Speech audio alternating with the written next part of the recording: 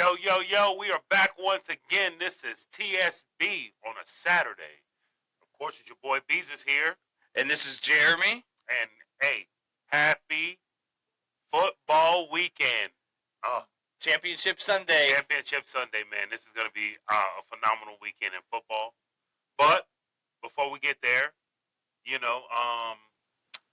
just want to say thank you for everybody who's been tapping in, listening, and watching it, and commenting, and letting us know what they want to hear, and give us some tips and things that we need to do and tweak. And we want to say thank you so much. We appreciate it. We appreciate that support. Keep watching. Keep looking. Yeah, and I mean, a lot of people, all y'all, love it that you're out there watching. We know lots of people are watching because they're sending comments both here on our Facebooks, everything else. Got a couple people saying stuff to me, what they want to hear. But guys, make sure you're hitting that like button because we'll have 15, 20, 30 people say stuff to us, and we only see 7, 8, 9, 10 Right. likes on the bottom. Yeah. So don't forget to hit that like. Smash that like. Don't forget to hit that subscribe button. Yes, sir. Tell your friends. We're having fun doing it, so we got some couple cool things that we got people that asked us to talk about this week, so we'll be talking about that and throwing a couple of those things in there. Okay. So, going from there. But obviously, we got to talk about this past weekend and some of the football games that went on. Absolutely. Most of them came out like everyone thought. Matter of fact, every single home team is won except for twice. The road team, only 2 times the playoffs have the road team won. I believe that's correct. Only twice the road team has won, and It was the same team both times. And once you guess it, the Washington Redskins / Commanders shocked the world. Good job. Man, that was awesome. Knocked out the team I thought was going to win it all. I picked them. Yes, I picked them. I said that. Commanders are here. They're here. And, it turned out to be a lot of good games this past weekend. Houston couldn't overcome mistakes. Yes, there was a couple calls that the refs made that were questionable. I don't think they made a big difference in the game. There was one drive that was continued, but they didn't score on that one, and the other one resulted in a field goal. So it was 3 points that came off of those 2 calls.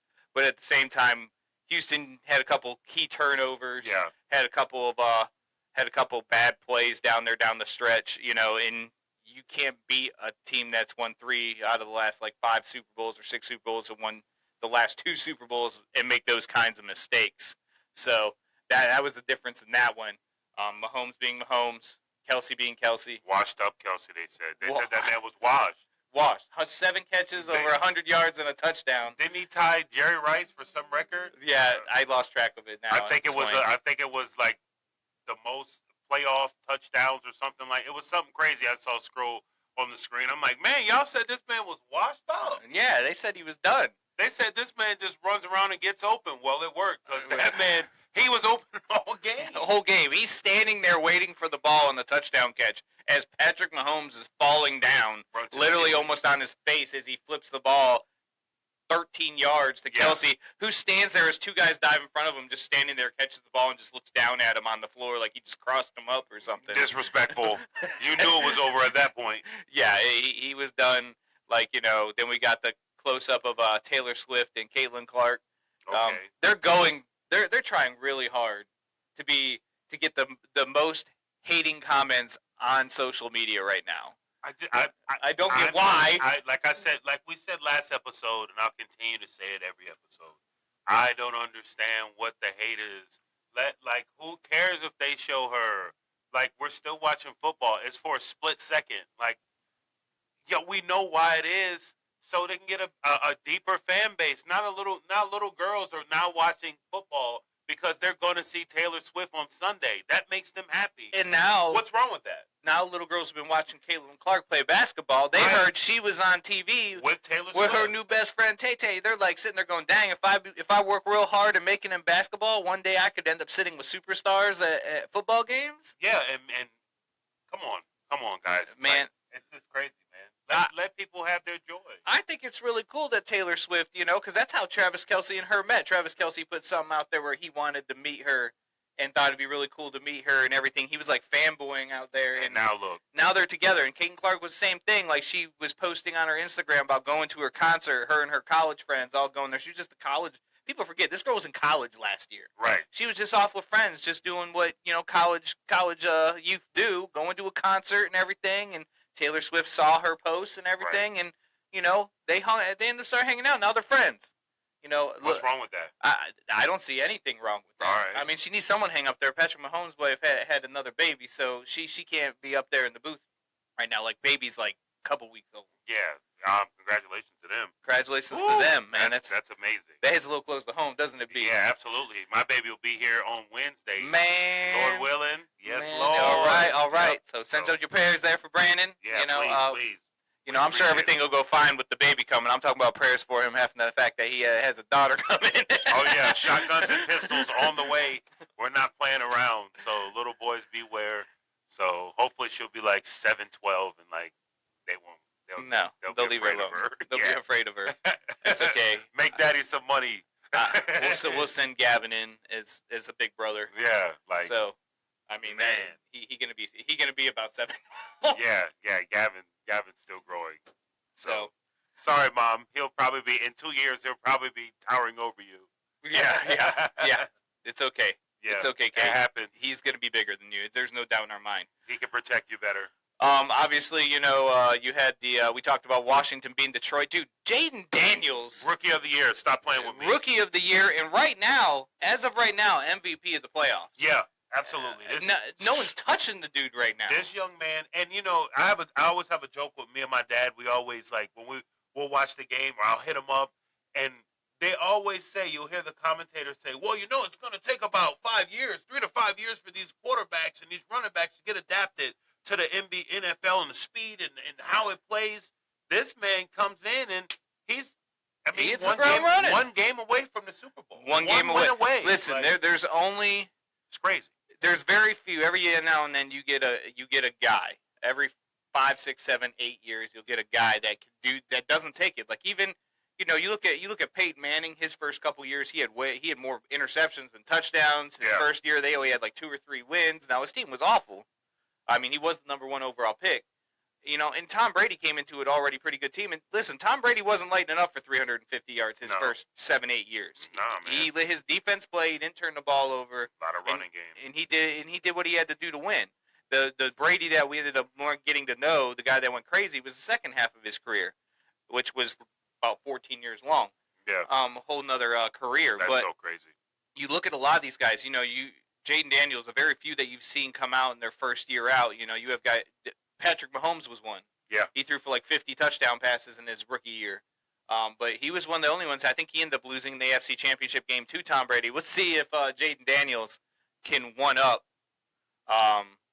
Patrick Mahomes and get to a Super Bowl in his first year there as Rookie of the Year.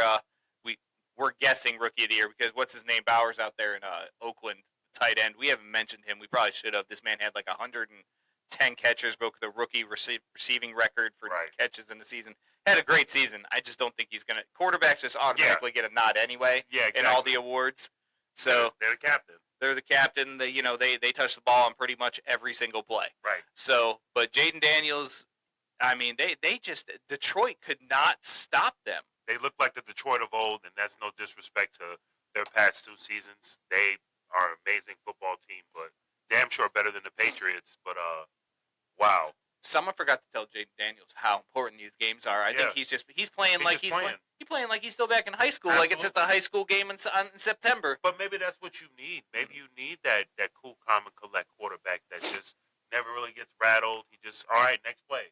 All right, next play. Let's focus on the next play. Let's get this play to work. That's what you have to do. That's what you see. Like that's one of the things I always notice. Like if you watch a lot of quarterbacks in a 2-minute drill, one thing you've always noticed about the guys that are really good in that 2-minute drill, they never look panicked. They don't even look like they're yelling. They're kind of calmly pointing things out. Obviously, once again, Tom Brady was the guy that always looked like it could be a minute to go in the Super Bowl, and the guy looked like he was barely even a rush. He had it all day. And then you have, Patrick Mahomes is the same way. John Elway was one of those guys. Joe Montana, Joe Cool, Joe Namath was out there. Yep. They just have a coolness about them. Where you have guys like, I always want my person that I always go to on this, and nothing against him, he was a great quarterback, was Phillip Rivers. That dude always looks so panicked in the 2-minute drill. Well, do you Like, blame him? He has yeah. 10 kids at home. Every play is vital. Like, I can't get fired out here. Straight out. He does have like 10 kids I at have home. 10 children. These plays got to work. Yeah, I got to get that one more contract. Yeah. Damn, 10 Blue- mouths to feed. Blue 52. I got 10 kids at home. Hike. Like, Yeah. come on. I mean, so that they just looked and then your boy Eli always looked like a deer in headlights, but man, he always found a way. He had 2 good passes in his career. He had 2 good they drives. happened to be In the for Super Bowl? which is weird. Hey, I don't understand it. during the biggest moments is when it matters the most. I mean, they did have that playoff run in the first one. That first, Yeah. What was it? Gosh, what was it? 07? Did they go? Yeah, or the first 09? one. No, Was it 07? yeah, the year you guys went undefeated. Yeah, so They weren't even supposed to. They barely made the playoffs. the way that playoff run, as I've matured in life and look back at that playoff run they had, that was insane. Yeah, well, and it was the funny part is they were like 6-6. Coughlin was on the edge of getting fired already, and then they won the last 4 games of the season. Right. I think it was Just to get in. just to get in the playoffs, and then they had to go all the way through, and they ended up winning. The 3 games to get in the Super Bowl over top end teams, Absolutely. and then they get in the Super Bowl. And do the And unthinkable. That was the biggest upset in NFL history. I think so too.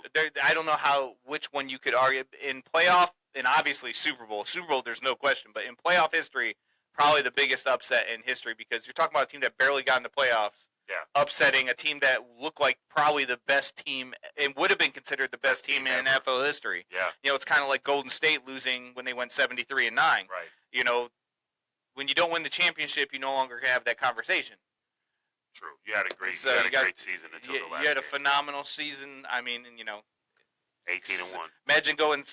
We had an undefeated regular season, won 6 Super Bowls, but that undefeated season was not one of them. Go Patriots! They'll always talk about us. See how they got to do? Even a Miami fan always got to mention the boys. Well, what am I gonna? I mean, you almost matched the only team to get an undefeated season. Who was that? I don't know. Miami Dolphins, Who? right there. Who? Over here. I wasn't even born then, so Neither was I. So but I don't still. even know if that happened. That's just in books. Books. What are That's those? in books and videos. What are those? They could have doctored those up. We didn't see that in real life. They could have doctored those up. Oh man. Yeah, and then going down through, you had Philadelphia, who played the Rams. Turned out to be a really good football game. That was a good game. And Philadelphia almost went to sleep at the end. They Saquon. I mean, just say Saquon. I mean, That dude's. video game. The more I watch, and I'm gonna get something thrown at me when I walk through the door at home if she listens to this. The more I say it, more I watch. Saquon's the MVP. Damn. I'm gonna say it. Saquon. Sorry, Lamar. Sorry, Josh Allen. Yeah. Y'all have been amazing. Yeah. And Yeah. I know playoffs don't count towards the MVP. Damn. I kind of agree with this. But Saquon had over 2,000 yards rushing. It's only been done like 9 times in all of the history of the NFL. How many running backs there's at least one on every team. Yeah. It's 32 teams times how many seasons? Right. 9 people have broken 2,000 yards. Did Lamar Jackson or Josh Allen have anything they did that's only been done 9 times? Nah. I mean, they had rushing touchdowns. They both rush yards. They both run the football more than what they used to a long time ago. They've kind of set a trend for how quarterbacks are. They're great players. Unbelievable seasons. Yeah. They're Sure. But Saquon Barkley ran for over 2,000 yards. He averaged more yards per carry than Eric Dickerson did the year he set the record for most yards in a season. I mean, I don't know. It's hard for me. And the things that he did. Yeah. The things Yeah. that he did. The jumping over someone backwards while doing a straddle jump. We I've talked never about seen that. ever. That's insane. That's and a then video game. in this playoff game, he single-handedly won them the game. Had to. 2 runs over 60-plus yards. One was like 62. The other one was like 75 or something like that. I lost track. I don't know. He breaks the second one for the touchdown. He finishes with 205 yards rushing In a playoff in game. a playoff game against a team that had been winning nonstop, had been tough to beat. They go up by 2 touchdowns. But this is where it got interesting. They went up by 13 earlier in the game. They missed an extra point. They go up by 13 with 4.5 minutes to go. Game's over, right? Well, the Rams score a touchdown. They literally go down the field and score in less than a minute and a half. Right. Kick the ball off. They have 3 timeouts.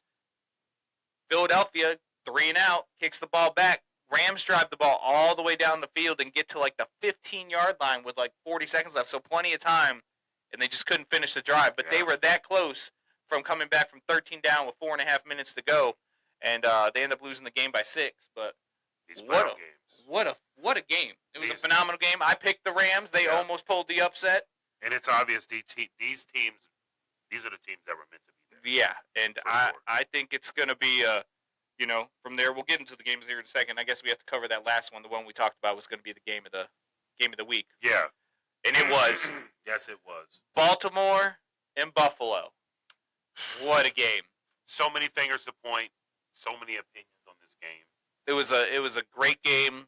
Josh Allen was Josh Allen. I mean, he only threw for like 130, 140 yards, but ran all over the place. 2 rushing touchdowns, 1 passing touchdown. And the key thing, and this is going to be the key, and what I know you're going to talk about, Josh Allen had 0 turnovers. And again, love Lamar. Like, think he's an amazing quarterback. One of those revolutionized quarterbacks like Jeremy was speaking of. But, man, and we all know you have to protect this ball, especially in a playoff game. These games, any game, but especially in a playoff game. We always see after the games, they always says, what can Baltimore do to get over this hump? What can Baltimore do to get over this hump? Number one, hold on to the ball. You cannot turn the ball over. I know things happen. I know the way you play, you're very elusive. You like to hold the ball out. I'm not critiquing your game because I can't do what you do. But turnovers will always kill you, especially in games like this. This is do or die. One, you lose, you go. And why? Second, number 2, why do we always go away from Derrick Henry? You stopped running the ball. You stopped running the ball. This man, this man is 260 behind you. You've seen what he does. Yeah, and the thing was, is at halftime, Buffalo was dominating the game. And Buffalo was getting the ball, and it looked like it could get shut down after the first drive at halftime. But Baltimore came out and did what they were supposed to do. You have one of the best coaches in our generation out there in Harbaugh who made great adjustments at halftime. I think it was 21-9 at halftime or something like that. And he goes out there, and they stop him, 3 and out. Then they get the ball. Then they start giving the ball. Derrick Henry has now started imposing his will in the second half. He's running the ball down their throat. They get back within the range of where they're supposed to, and then once they get back in the game and get it close, the whole fourth quarter, it's like, okay, we tried running it a couple times. He got stopped once or twice, so we're just going to stop altogether. Like, no. Like, I don't get it. They like you said, the turnovers. Lamar Jackson threw the interception real early in the game. And then there was the one that kind of really hurt them was when he was in the pocket. They had him dead to rights. He's facing the wrong direction. Yeah. He's being grabbed onto by the leg by someone, and he's just trying to do too much. Right. And like you said, he had the ball kind of held out. And when the wind chill's in the 5 or 6, you can't feel your hands. No, sir. And the ball just came out of his hand. Like, it didn't get knocked out, whatever. It just came out of his hand. And then Von Miller, who feels like he has to be 105 years old at this point, picked up the ball and ran as fast as he could. He almost made it. He got run down, but they ended up scoring a touchdown on that drive, I believe. And that was a big deal. And then a huge deal. I know we're going to have to get into it, and I feel bad for dude and people. Football is a game. And it is a game. Sport. And it's a team sport. I love football. I love sports in general. I'm a massive baseball fan, Baseball fan, was a baseball player back in the day. You were about to say, I was I did that back in the day, but did that.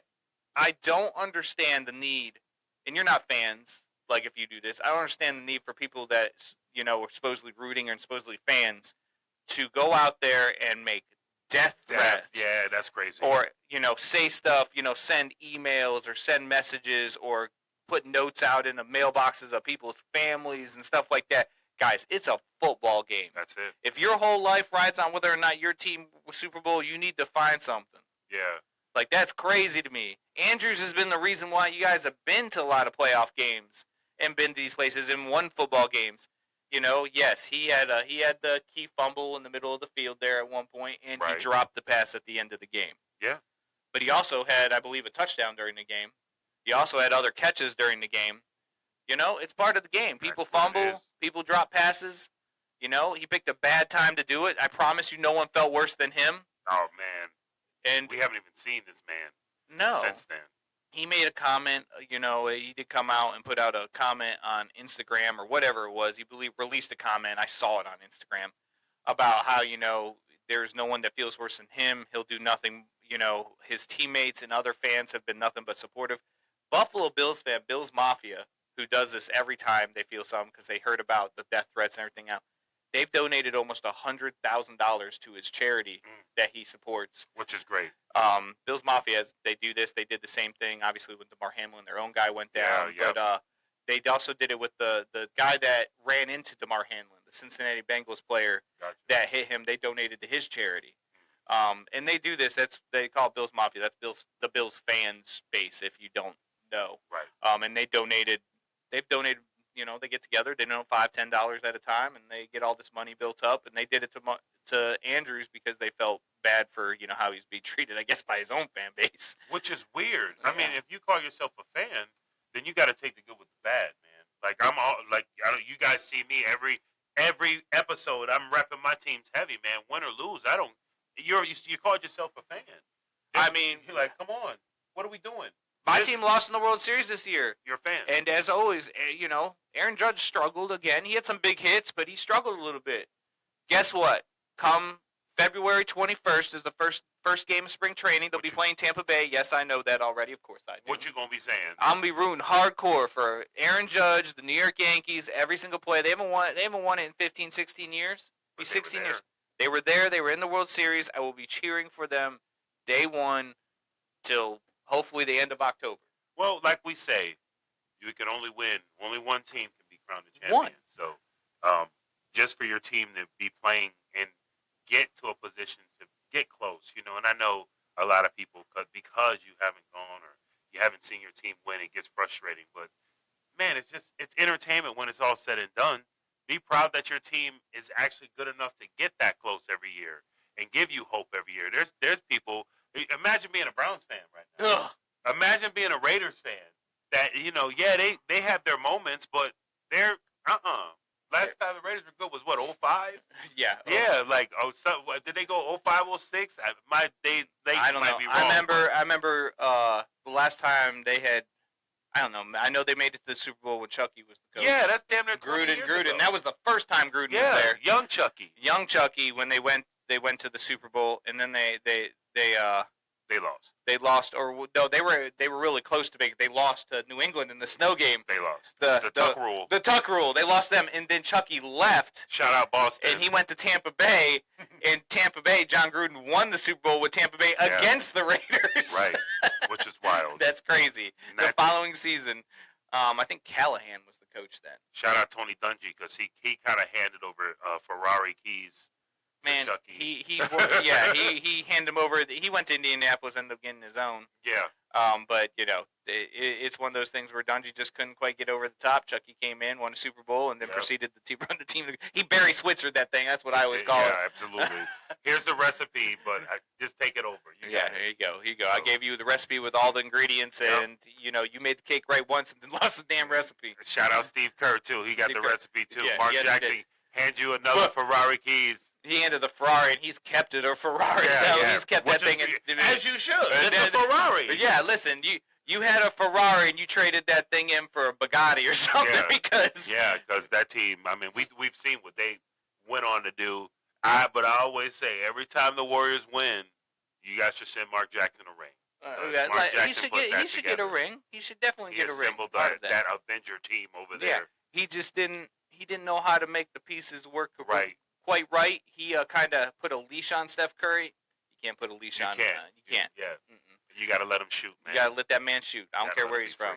Absolutely. So, so congratulations to Kansas City, Buffalo, Philadelphia, and Washington. Yes, sir.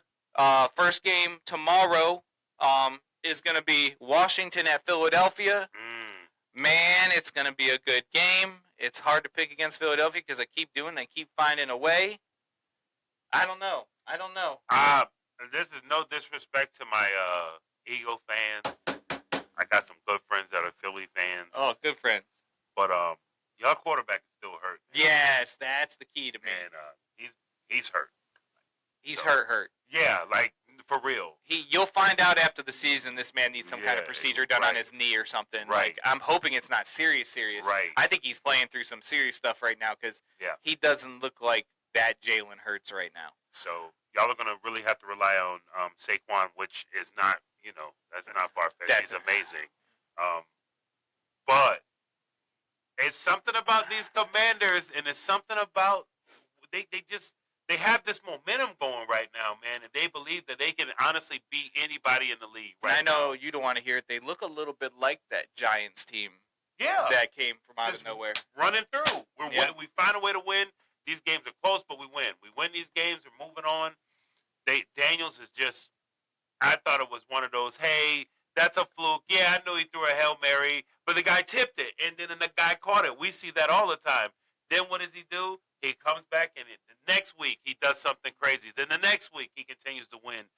So then it becomes damn, this young man is for real. Yeah. So, and then the people around him, the players start believing in him as a true leader. So what do? They play. They're playing now. We bought in. The whole team is bought into what we're doing. And we're seeing this right here before our eyes. So shout out to the Commander fans. Hey, I'm going to be honest with you. We saw Philly last year, didn't we? Yep. So it would be dope to see, coming from a man whose team always wins. But, man, I would love to see the Commanders go. Because that's one of those Cinderella teams. I would love to see the same thing. Yeah. Washington, if Washington makes it, it would give me a team to definitely root for in the Super Bowl because I'd root for them. I don't like Philadelphia's coach. Love Saquon. Think Saquon's great. I have nothing against Jalen Hurts, man. I like him. Like him as a person, like him as a player. I like how he seems so focused into the game. He takes a lot of garbage for no reason, just because. But he's a great player. I just don't like their coach. I don't know why. He seems arrogant. I've heard him say some arrogant, ignorant things that drive me nuts. But he must be doing something right. His team's there almost every year. So they're right up there playing well. But I really want to see Washington come through in this game. I think they will just because, like you said, if Jalen Hurts was healthy, I'm picking Philadelphia. But at the same time, the key to this game is going to come down to Philadelphia's defense. Can they stop Jaden Daniels? Can they stop that Washington offense that has looked unstoppable in the playoffs? I think they've only punted like 2 or 3 times in the first 2 or 3 games. Which is crazy to even say. That Washington offense is wild. It's crazy right now. We haven't heard that forever, ever. 30-some years. Yeah, 40 right. Years. They were always based on, even back when they were really good in the 90s, it was a lot of their defense, Right. We don't sit there. No one sits there and goes, hey, remember those power offenses led by Mark Rippon?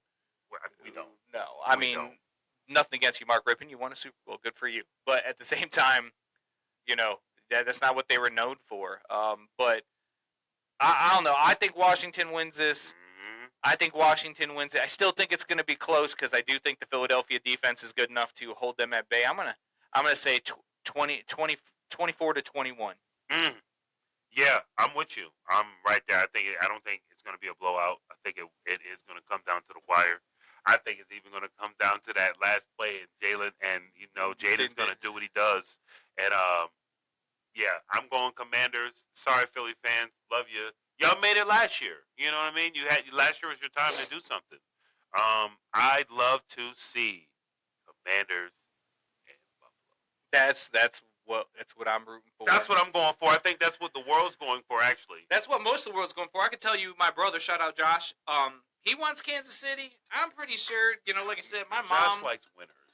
Josh does like winners. Josh likes winners. Josh became a Golden State fan. Like, listen, I love rooting for Golden State. I love rooting for Golden State. Yes. But I won't root for them over the Nets. Absolutely.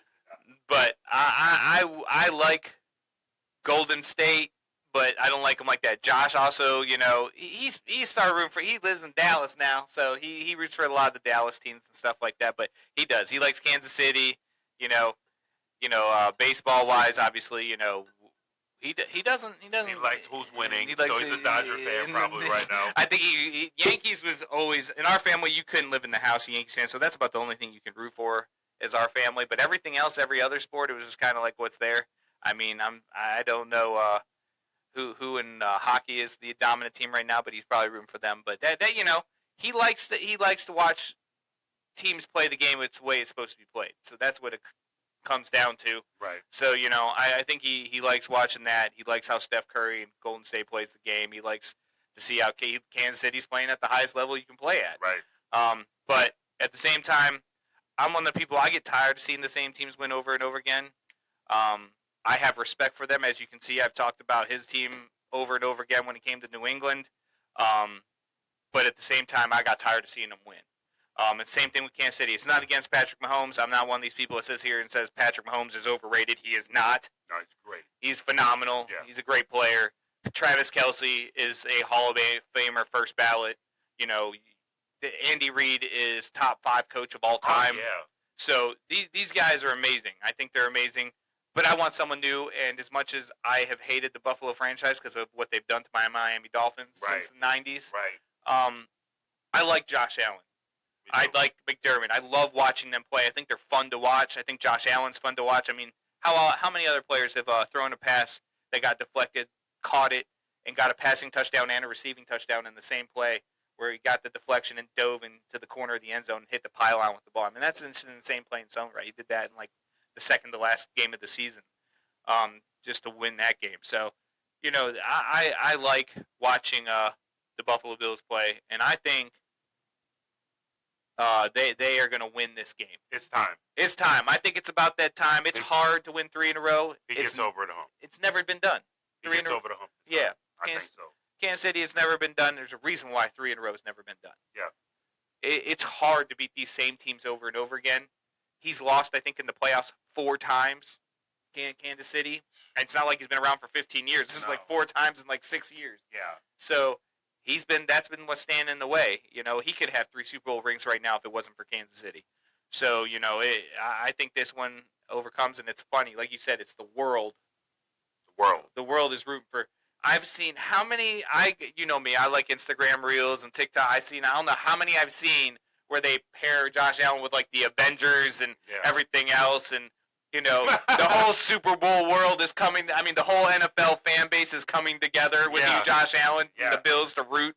I haven't got on something that the closest you'll ever see me to Bills colors.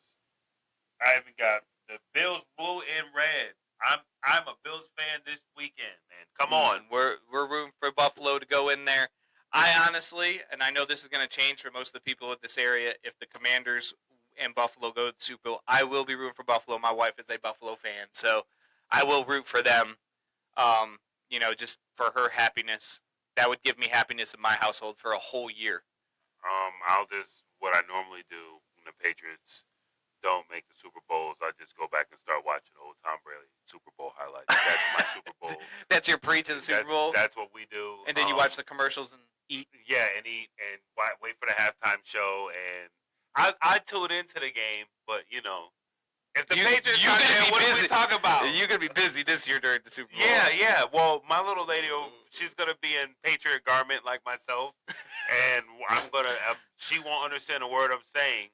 I got that Dolphins onesie for you. It's gonna be story time, and I'm gonna hold her little face up to the screen and show her a champion, and that's Tom Brady. That whole Tom Brady era.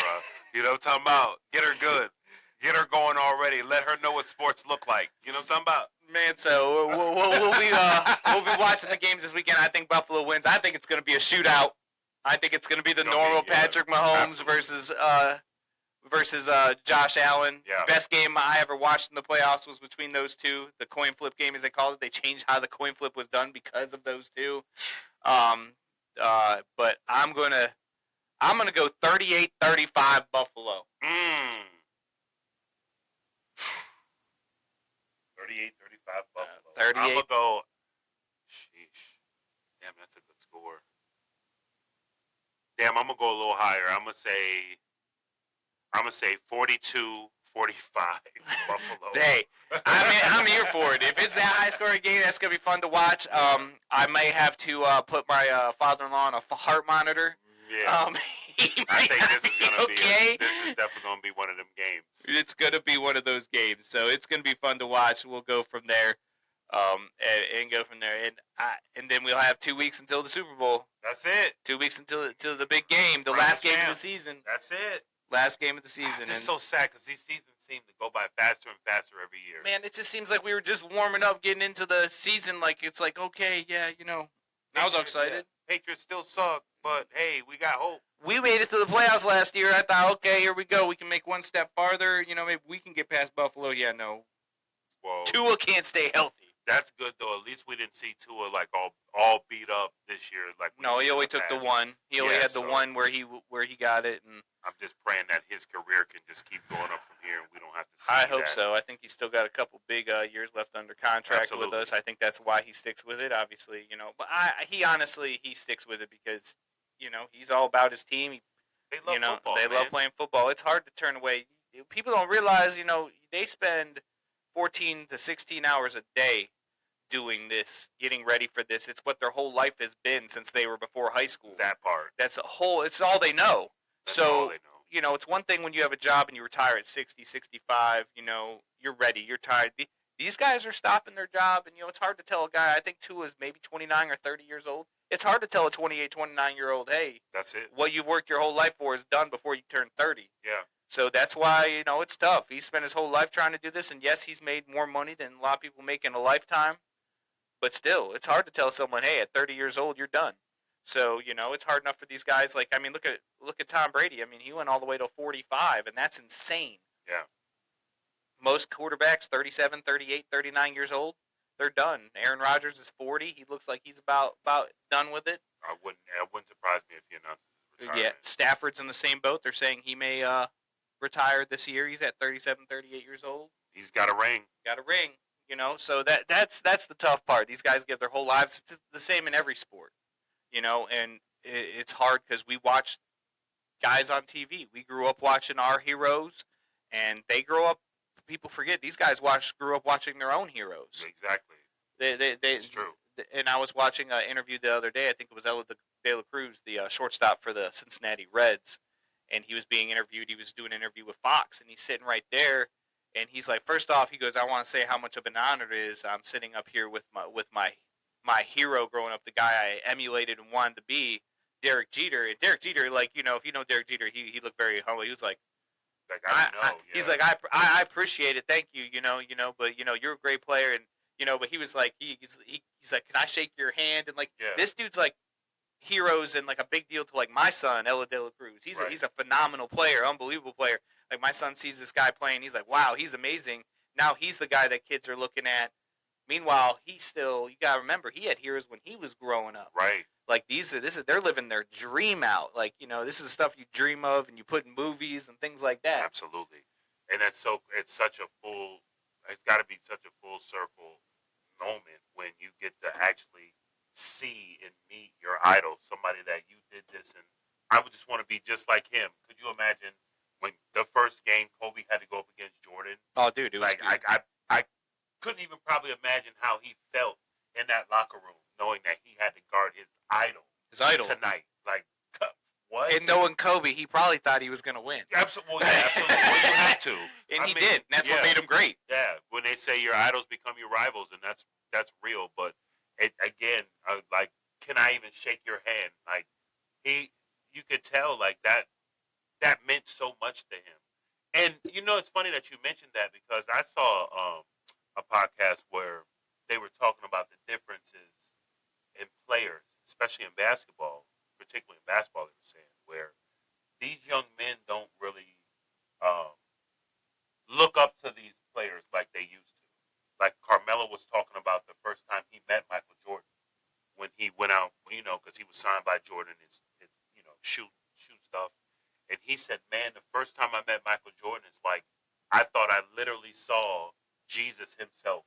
Said like had a golden around him. And it's crazy to me to hear another phenomenal basketball player talk about somebody else like that, because again, these guys were kids at one point. We all were. We looked at Michael Jordan as the greatest thing since sliced bread. You know what I mean? Like Jordan to me wasn't a person. Jordan was like this fictional basketball character that you watched on TV. Because I didn't think he was real. I was like, no, this can't be a human, because there's no way a man can float, fly, and do what he does. Well, we saw them only on the basketball court, only on the football field, Right. only on the baseball field. Nowadays, with social media and everything, you see them. They have video of them walking all over the place in the city, going to different things, and they got we might catch a paparazzi picture here or there, but other than Yeah. that, and the other big thing is, and I think you're going to end up seeing it. It's going to be a long time from now because our generation is going to be watching football for a long time. But the ratings, like if you look at, I know my son who is a massive, massive, massive, baseball fan, loves playing baseball, plays baseball, played some basketball and stuff. My daughter who played softball all the way up through. Um, they occasionally they'll watch some sports, but they don't watch sports like we did.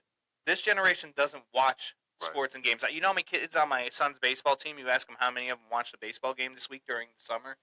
Most of them, like maybe 3 or 4 of them, have watched one game. A lot of them haven't watched any games. Like, dude, I watched a game 7 days a week. Right. Back in my day, we didn't have the option to pick which game we wanted to watch. They didn't have all this stuff they have nowadays to watch every game. For me, it was you had WGN in the Chicago Cubs, or you had TBS in the Atlanta Braves. That's it. You watch and that. Then occasionally, and they were both National League teams, so they never played the Yankees. Occasionally I'd catch a Yankees game on ESPN or something if I wanted to watch the Yankees. But I watched the Atlanta Braves, Chicago Cubs. I watched every game I could growing up as a kid, even when I was and then after that, and it's still to this day. I still watch during the baseball season between 5 and 10 baseball games a week. And there's, same thing with football. I watched every game this weekend. During football season, I catch at least 1 or 2 games. I have the Sunday ticket. I sit there and flip between games and stuff like that. Basketball, this time of year, during the week right now with nothing else going on, I'm watching at least one basketball game every day, it seems like. Oh, yeah, I'm a junkie. We're not going to get into what the type of basketball I watch. Yeah, like you watch everything. I watch Special Olympics. I watch wheelchair basketball. WNBA, NBA, AAU. I watch overseas. I watch anything. I watch people play that don't even have a backboard. You just have a rim. He be watching out the window at the basketball court in his neighborhood. When I watch little kids play, I just want to go coach them. Like, yeah, basketball is everything, and to me, you know what I'm saying? So I know a lot of people don't, a lot of people just don't feel that way. Some people feel that way about music or art, which I feel that way about music too. I think to me, basketball and music go hand in hand. It's like, to me, a true basketball player is almost like a dance to me out there, like that footwork. You know what I'm saying? So, but that's, Well, to me, it's you got to be passionate about something. Find something. I know for me, my kids, my rule has always been, you got to do something. Does it have to be a sport? No. You can go into dance. You can go into art. You can go and play a musical instrument. I don't care. You're going to do something though. You ain't going to sit at home and just stare at a screen all day long. Make TikTok videos. You got even just watching sports. Like you got to go out and do something. Like you got to do something, and that's always been our rule. Like I said, my daughter was a softball player. She also did gymnastics when she was younger. She was always involved in that stuff. My son is obviously a baseball player. He's done other things. He likes to go out. He prefers to be outside than be inside. He goes out. He does all kinds of stuff at the beach and surfing and all kinds of stuff. So that's just kind of how they've been. My youngest one is involved in baseball. We're trying to get him in some martial arts and trying to get him involved maybe playing some musical instruments. I have zero musical talent. Zero. I'll teach him the guitar. Yeah, like I've tried playing musical instruments. My rhythm is absolute zero. I have none. I have none. Until I've had at least 8 drinks, and then I at least feel like I have rhythm. I doubt I do, but to me at that time in my brain I do. It doesn't matter at that point. No, don't care. Don't really care when I have no drinks if I'm dancing. I have to just as long as I'm having a good time. My friends are having a good time. And, that's it. And we usually are. That's right. We're usually making sure everyone else in the building has a good time. Usually they're around us by the end of the night. By the end of the night, we're running the show. My passions have always been sports and movies. Right. I love movies. Right. And I wanted to bring this up. I sent you the Instagram. I figured you didn't get to it. We had this conversation when Kaylee was on the show. I send way too many Instagram reels to my friends. I get bored. That's what I do. They mute me. So I know some get seen, some don't. I sent one to you yesterday, and I didn't realize how many great 90s sports movies there were. Okay. I did not realize. And, we can name a few of them, and I want you to rank and try to tell me which one your favorite is. Okay. some of the ones that were on there. This was one reel that listed off. I kept flipping over. I was like, dang, I thought it was going to be like 6 or 7. It ended up being like 18 or 19 of them. Okay, damn. So, you have movies like Varsity Blues. I love that. Love that movie. Varsity Blues. Early Paul Walker, R.I.P. Yeah, R.I.P. Yo. Allie Larder. What's the other girl's name? Amy Ford, I think. Yeah. The one that had the whipped cream bikini. That was Allie Larder. Oh, that's who that was? Yeah, the other one was, Allie Larder was the one that had the whipped cream bikini. Okay, so Moxon's girlfriend was Amy Ford. She was also in Road Trip. Yes. Yeah. I like, yes. That's a great movie. Love that movie tremendously. Yes, Varsity. You can rally! That was like, yes. That man said, I think there's a hot dog down there. They scanned my cat. Yeah, they scanned my cat. What? Yeah. Tweeter, the Tweeter dance. Yes, Yeah, that dude movie. ended up being a beast. He ended up going on Ocean's 11 and everything else. Exactly. Yeah, So he was good in that. Obviously, Paul Walker was in there. He was the star quarterback. Got hurt at the beginning. Yeah, I love and then really Dawson's Creek, my guy over there. I can't even remember his name. Oh shit, James something. I don't know. Vanderbeek. Yeah, that's it, isn't it? Yeah, James Vanderbeek. Yeah. He was the star of it. That was a great movie. Tin Cup. I don't know if you ever watched it. Yeah, that was my favorite. I'm not even a golf fan. Yeah, I'm not a golf fan, but that was definitely a good movie. Well, I am a golf fan, and that was because of Tiger Woods' video game. Yeah, that's what made me. Yeah, I love. And we worked at a golf course. Yeah, we worked at golf course. That was hilarious. We learned how to. Good times. I definitely working at that golf course. Side note, definitely gave me so much respect for golfers because that's one of the hardest things I had to do was hit a steel ball. This ball's not moving. This ball is not moving, but I can't hit it. No, I can't hit it for shit.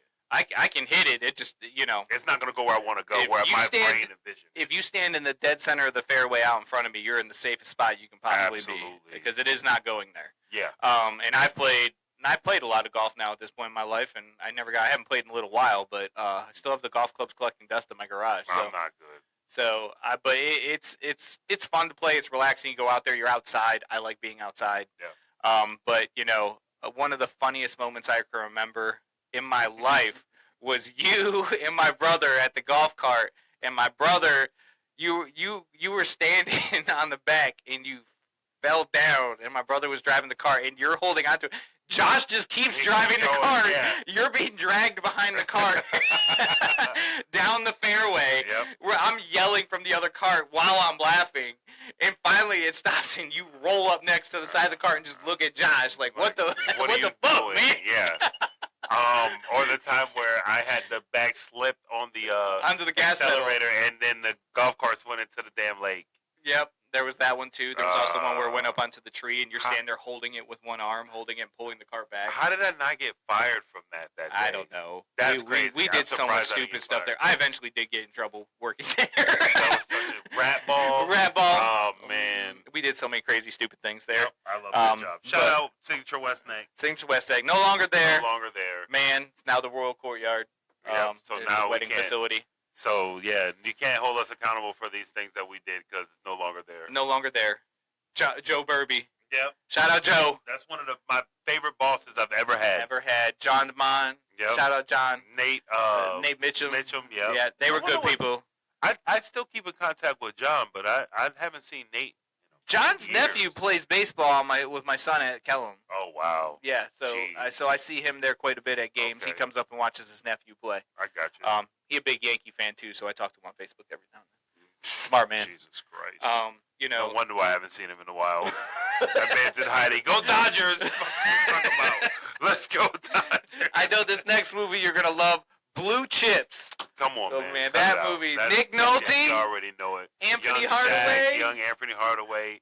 I mean, and it spotlighted just the shit that definitely happens in college sports. Well, not now. Nowadays it's allowed. Yeah, but yeah, definitely. Like, oh, we're gonna get your mama a house. We're gonna get your daddy needs a tractor. Come on and play for us. We got you.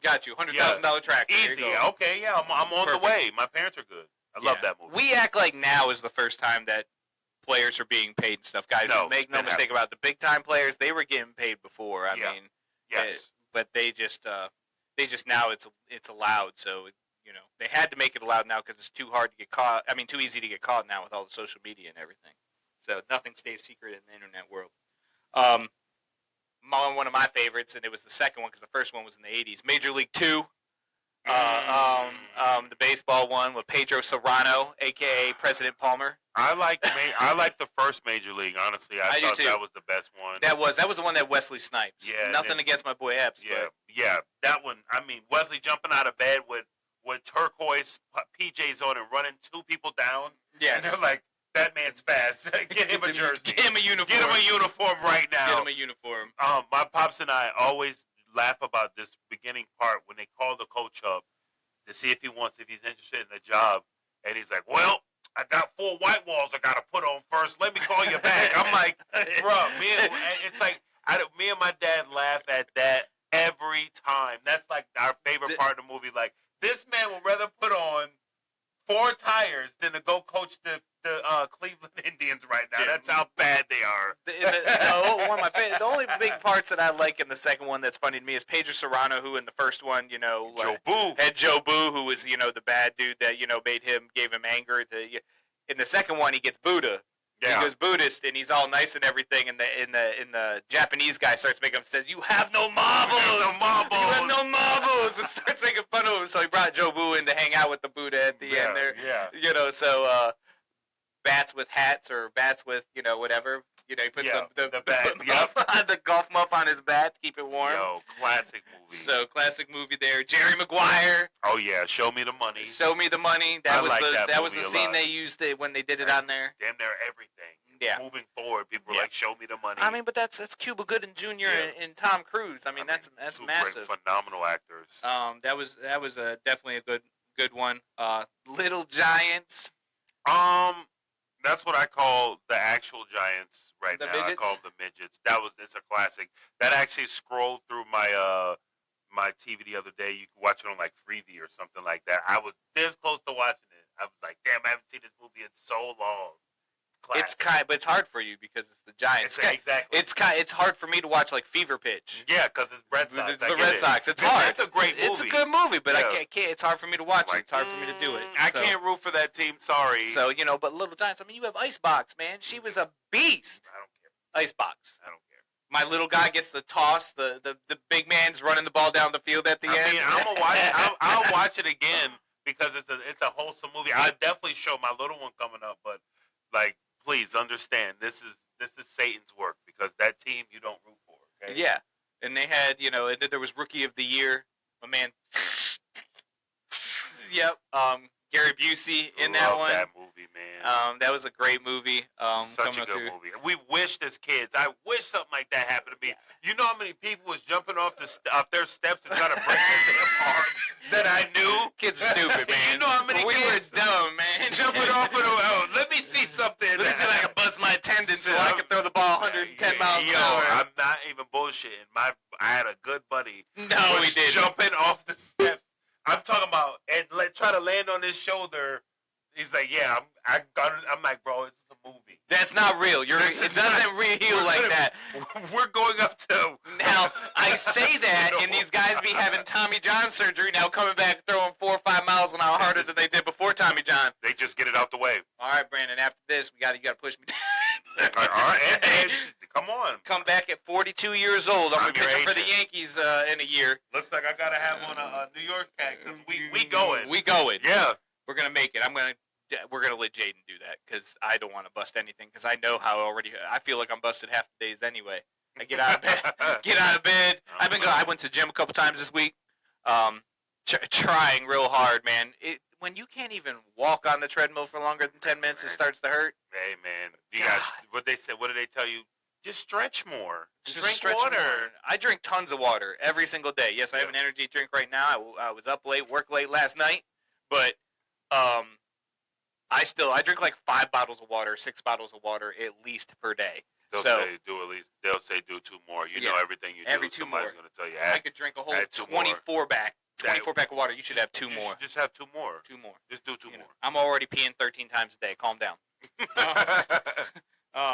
So, and then there was a classic, Mighty Ducks. Love it. Emilio Estevez. Yes. Young Joshua Jackson. Love that. What was the the move he did. Gosh, The triple D. Yeah, the yeah. Triple D. Yeah, man, that was they still sell those jerseys right now on Amazon. I want to get And me the one of them. Flying V. Well, that was the old Anaheim Angels. Yeah, Angels, the Anaheim Mighty Ducks things. But they had the Flying V. You had Goldberg. Yeah, Goldberg. Bolton hit the missiles. Yep. So that was a good one. Classic. This is probably the movie I've watched more than any movie in history. It sounds crazy. I'm not saying it's the best movie in history. Sandlot. I've probably seen that 200 times in my life. Wholesome, great movie. Rodriguez. And what I liked about it is it was so many messages you got in it. Not to judge a book by its cover. I mean, this guy that y'all was so afraid of turned out to be an awesome dude. James Earl Jones. Yes, rest in peace, James Earl Jones. Rest in peace. Darth Vader. Yep, he was in that movie. He had the autographed baseball by Babe Ruth. Absolutely, but come on, the great Bambino. You don't know who Bambino is? The Colossus of Clout. The Salt the Swan.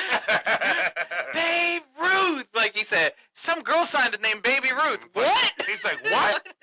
Babe Ruth. Yeah, you don't know who he is? Like come on. Come on, Smalls. You're killing me, Smalls. I like my man at the pool when he faked drowning so he could get the kiss. Yes. That's my Squints. guy. Yeah. Yeah. He knew exactly what he was doing. Smartest man in the crew. He knew what he was doing. They ended up having he ended up going Phillip Rivers on that woman. Yeah. They said they had to say that they had like 8, 9 kids or something together. He had to. He put his back down already. Yeah, I mean he knew like he knew what was up. That movie had so many there was the you want some more? You need some more what? I haven't had anything. Exactly. They had s'mores exactly. That movie was great. To this day it's amazing. We talked about this one. The next one we talked about a little bit. Rudy. Oh man, come on! You already know that's one of my favorites. That's in my top 5 movies, sports movies. Man, so much. I always say, man, they hated on your boy from Go. Nobody believed in this dude except his first friend who died. And he had no one else. He had no one else at that point, bro. Man, dude, this was a young before Iron Man and everything else. His one buddy, Jon Favreau. Mm-hmm. Like, dude, before he did any of the Iron Mans, and I think he actually directed a couple of the Iron Mans and Avengers movies and stuff like that. So he's a beast. But that was him young. He was his tutor and everything in college and all that. So that was. And Vince Vaughn was in there. Vince Vaughn was in there. I forgot about that. There was a lot of people that were young getting their start. That was just such a good movie. And even the guy that played Rudy, Austin, he ended up going on and playing in Lord of the Rings and everything else. Yeah. That's a classic for me. I love that movie. Way to overcome the haters. Way to overcome even your family. His dad, mama, that was Rudiger's. We work here. You will never play for Notre Dame. We're going to work in the metal plant where my friend just died. You're going to work here for the rest of your life. You're going to work here forever. Like, damn, Pops, out of all people, you would think my family has some type of hey, son, we believe in you type. Nope. Get him out of here. Nope. You're not good enough. That's why, there's things that, I see that stuff and I'll make sure that my son always has my support. Right. If he wants to be 24 and still out there trying to make teams, I'll be right behind him. Exactly. I got you, kid. We're going to do this. Yeah. I'll keep helping you. As long as you're willing to work hard, you're not half-assing it, I'm right here for you. If you're working as hard as that Rudy kid was, it'll happen. We're doing it. Something's going to happen. Then from there, you have Happy Gilmore. Love that. Love that movie. Get in your home. There's a new one coming out. There is a new one coming out. That'll be great. Get in your home. You don't want to be in your home. Rest in peace, Chubbs. Bob Barker. Yeah, damn, that's right. Him too. Bob Barker, so that was a great movie. You have this one I didn't really watch, but I'm going to give it, just shout it out because Rodney Dangerfield. Ladybugs. Oh, yeah, with Jonathan Brandish. Rest in peace, him too. That was the first. How would you say? Transgender movie. I guess. Yeah. If before that was a nowadays they'd be like half the country be saying that's okay. Well, what are we mad about? Yeah, what are we mad about? Like, what do you mean? Now. Yeah, like he feels like a girl, so it's cool. From there you have one of my all-time favorites would definitely be in my top 5 in sports movies, A League of Their Own. Great. We just watched that not too long ago. My wife and I. She loved that movie. You had a bunch of big ones. Rosie O'Donnell. Absolutely, Madonna.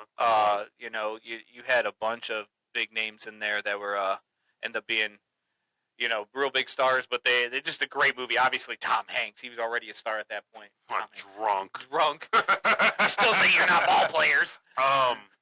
I believe I saw that they're trying to do a new version of that too as well. Yeah, that's going to be tough, man. Yeah, that's going to be tough. You just leave alone. Leave it alone. That's one of them ones you got to leave alone. We can go back and watch it. The next one is one. It's mine and Brandon's probably favorite sports movie together. You already know what it is. Yep.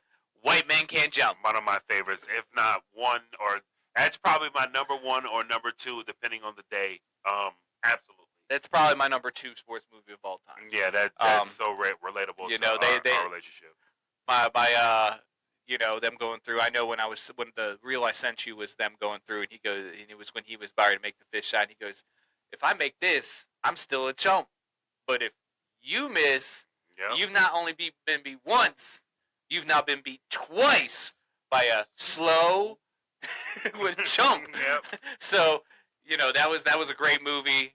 We did this all the time. We showed up the courts. Brandon was too big to be able to handle the ball. I was white, so I didn't know how to play basketball. Right. So you're still white. You wasn't white. You're still white. 6. So I'm still white, depending on time of year, especially this time of year. I'm pale as hell. He can still play basketball. But we would get out there and 6 hours later be like, okay, you guys can have the court now. Yeah. To this day, it don't matter. We play 2-on-2. We're probably gonna win. Yeah. I don't care. Bring them out here. Let's go. Anybody. Don't care. Then there was Cool Runnings. Oh, another classic. Yes. So many of them. I told you. John Candy. Man, what a good movie. Yep. Damn, I need to go back and watch that one. Yeah, Cool They had Runnings. Dougie Doug. Who else was in there? The guy from New York Undercover was in there. Yes. All of those. And these guys were young. Damn. That's on my list to go back and watch. Yeah, you're gonna have to watch Cool Runnings. And then that was funny. Space Jam. Oh, come on, man. Michael Jordan, Bugs Bunny, man. Bugs Bunny, reboot. Warner Brothers. Great movie. And then probably the last one I got is probably my number one favorite sports movie, and that's Remember the Titans. That was such a. Oof. Man, I get goosebumps talking about that movie because it's so relatable to today. It is. And Denzel Washington, who's probably my favorite actor of all time. I love Denzel movies. Like, you can Equalizer, Remember the Titans, obviously, all the way back to his Pelican Brief days with Julia Roberts and everything. Like, he was amazing in that movie. You had a bunch of young stars in that movie, too. The guy that played Julius, all the main characters in that movie end up being. Look at your guy, Ryan Gosling. Yeah. At the beginning. So, great movie, great story. Even the little girl ended up being a big thing. She was on Nashville for a minute. And she dated Rob Gronkowski for a while. Oh, yeah, true. God. She dated Gronk. Yeah, good for you. But that was probably my favorite movie. Left Side, Strong Side. Yep. Yeah, that was one of my favorites. So, those are some. That's just 90s sports movies. Right. I didn't get into the Invincibles and the Miracle and these movies that Disney put out there for a while there that are great sports movies too. These are just 90s sports movies. I had to write them down because I'm sitting there scrolling like, gosh, dang, dude. And there's so many good ones. And this was my childhood. This is what we grew up with. Absolutely. I watched all these. There's not one movie on this list, even Ladybugs, because it came on HBO, so I just watched because it was on. Not one of these I haven't seen at least 3 or 4 times. Most of them is 10 plus times. Yeah, absolutely. Like I said, Sandlot. I'm not joking when I've seen that movie over 100 times. Wow. I know I've spent easily 10 to 15 days of my life watching Sandlot. I'd say the same for White Men Can't Jump and Space Jams as a kid. Just seeing Michael Jordan wear those Space Jam 11s, that was when he walks out. That was the craziest shit I've ever seen in my life. My eyes. I'm a shoehead if y'all don't know, and I have never seen them Jordans ever in my life. I used to check eBay magazines. I would beg my mom just to drop me off at the mall so I can look at what shoes are coming out or what's out right now. When they say, I know everyone, if you watch the NFL at all, you've seen the commercials now where they say the NFL is trying to sell you food. And it's become a big thing now. This is where Michael Jordan, he changed how things are sold today. Absolutely. He He started in that movie. They never had advertisements. As a matter of fact, they covered the logos of cars and everything else when they did movies because they didn't want to sell. Now these companies are paying money for their cars and their stuff. That was one of the first ones when he walks into the court and Bugs Bunny introduces him to the team like, hey guys, we got a new player, whatever. And when they show him walking out, the first thing they do is they freeze frame on his shoes. They freeze frame on him, and then they scroll up to all the way up to his head and everything. They did that, and they were selling those shoes. They were like one of the first. Imagine that, Michael Jordan, one of the first people to do something like that in a movie to try to sell some. And he changed how endorsements and how everything worked. This man is a billionaire. He's a walking monopoly. And he it's crazy. Like, he was amazing. That movie, I didn't. It's not even. No one's gonna tell you had the best acting. Or it was even the best storyline. No. It was a cartoon basically with one guy in it, but it was Michael Jordan, so it didn't matter. And it was good. I've watched it a bunch of times. Probably if it was anyone besides Michael Jordan, I probably wouldn't have watched it more than once. But it's Michael Jordan. It's basketball for me, so I'm watching Blue Chips. I'm watching that 100 times. Yes. White Man Can't Jump. If it has a basketball in it, I probably see it. And that's probably the same for me with the baseball ones. League of Their Own, it's got to be up there. I've had to probably watch that 50 times. I have Major League 2, watched those a bunch of times. Mm-hmm. But I will say, I have seen White Men Can't Jump. That probably ranks right up there. I've seen that one. I watched that just a few weeks ago again. Like, every time, and then anytime the anniversary comes, it comes up on my thing. Like, when, White Men Can't Jump turns, I don't know, it's up to something stupid now. 25, 30 years old now. 30 years old today. I watch it every year on, like, on the anniversary. So I got to watch it, it's funny. Rosie Perez. Yeah. Billy! Yeah. Who's that start with the letter Q? You can't hear Jimmy? You hear it. You're not listening. Yeah. You're not listening. Yeah, man. I mean, it's funny too because those two they complement each other so well. Like the movie Money Train that they played in. Dude, they're so good in it. So good together. I'd love to see them too. It was kind of like Gene Wilder and what's my man? Gosh, I'm drawing a blank now. The comedian. I don't know which one you're talking about. My goodness. But yeah, I mean, Woody Harrelson and Wesley Snipes are amazing together. I like them just in general, both of them. Richard Pryor.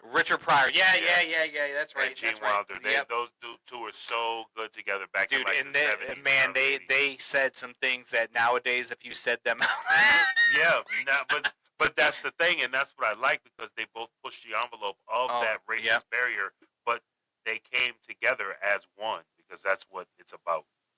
What was the one with Richard Pryor where they were just him and it was someone else? It wasn't Gene Wilder. It was another one, and they were just yelling racist things back and forth at each other. And it was like, oh my gosh! If you said those things in real life, what wasn't Richard Pryor saying? I love that. I love that, man. He pushed the envelope for a lot of black comedians to be able to get their stuff off. They should. The Kevin Hart's and stuff, I'm sure they appreciate. Oh yeah, absolutely. They definitely know where that came from. Yeah, for sure. He gave them that opportunity. Chris Rock and all these stand-up comedians like that. That's those are some of the guys I love watching till this day. Yeah. Matter of fact, I think I'm gonna have to get the tickets. Joe Coy's coming into he's funny to Norfolk next month. So Kate keeps reminding me. She goes, "Hey, Joe Coy's, that's one of her favorites. She loves Joe Coy." Those are some of the movies, basketball movies talking about, speaking of basketball, man. Did you see Jokic throw the damn ball from damn near full court? I did. Jokic is putting up those type of scary big man Will Chamberlain numbers that they were putting up back in the day. 30, NBA Jam numbers. 36, 29, 11. Only thing he needs now is if he can get a couple steals in, let's get a quadruple double. Yeah, let's get that going. This dude is phenomenal. What I like about him though is he plays at his own pace. He doesn't let anybody speed him up. Yeah, he's big, but it's good. He uses his size to his advantage. And he's smart. He's such a smart basketball player. Anybody that knows basketball can see it. They can see that his footwork is phenomenal. He can pace the passing big. He can shoot. He's second in the league in assists right now. Come on, man. And that's a center. That's your 5. Yeah. That's your 5. Come on, man. Like this dude, I don't care how y'all. Oh, I like flashy players, or he's not that entertaining. Cool. Tell Tim Duncan the same thing. He's Yeah. got rings. Yeah, got rings. Like, so hey, Joker's got a ring. Joker's got a ring, and they got a ring, and like this man caught the ball, turned, and heaved it from literally 3/4 court in buckets. But what's great about him is he just all his teammates start going nuts and they're bouncing off of him. He's walking over, getting ready for the fourth quarter. Yeah, he don't. It's nothing to him. It's what we haven't done anything. Well, the crazy thing is these European players, a lot of these international players, what they're saying is once they come over to the States, yeah, it's a little bit more physical, and we have great players, yes, but we also have great players. We have players that can shoot the three that are 7 feet tall. We got guards that have crazy handle like Steph Curry. You guys just don't hear about them. And as Americans, we can get arrogant sometimes. And yes, we usually end up with the most medals in the Olympics, and Summer Olympics, and stuff like that. And we are a highly athletic country. But guys, let's not forget, like a lot of these countries, they basically, they play different sports than us. Baseball wasn't really a thing in too many countries outside the United States for a long time now. Obviously, you got all the South American, Central American, Asian, kind of Japan, and all that. It's become real big over there and everything. And you can see the Japanese invasions come over. The Dodgers are just signing Japanese player after Japanese player after Japanese player. They're getting these studs from over there. Can you play? And then, shout out to Ichiro Suzuki getting voted into the Hall of Fame. 1 vote short of unanimous, just like Derek Jeter was. That voter, you're an idiot. Yeah.